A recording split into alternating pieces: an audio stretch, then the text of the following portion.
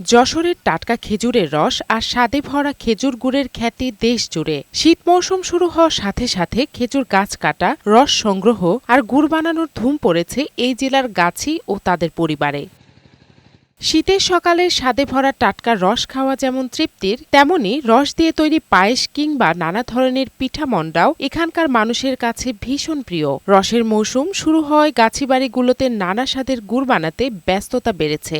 এক হাঁড়ি রস বিক্রি করে গাছিরা 2 থেকে 300 টাকা পেলেও ভালো মানের 1 কেজি গুড় বিক্রি করে 1000 টাকা আয় করছেন তারা। রস কেবলই সংগ্রহ করা শুরু হয়েছে, আস্তে আস্তে 1-10 দিনের ভিতরে রস বাইরে যাবে, তখন গুড় পাঠালেও চলে আসবে।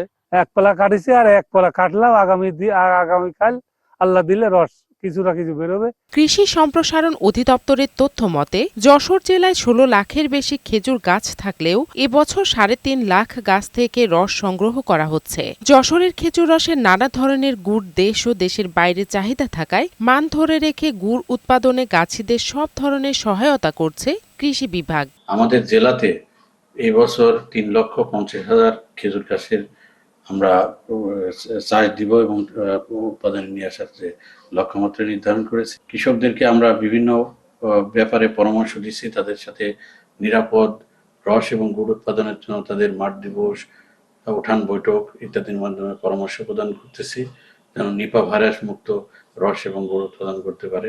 দীর্ঘদিন ধরে দেশব্যাপী যশোরের রস ও গুড়ের খ্যাতি থাকায় 2024 সালের ফেব্রুয়ারিতে খেজুরের গুড় পাটালি জিআই পণ্য স্বীকৃতি পেয়েছে। জান্নাতুল ফিরদাউস কণা, বৈশাখী সংবাদ।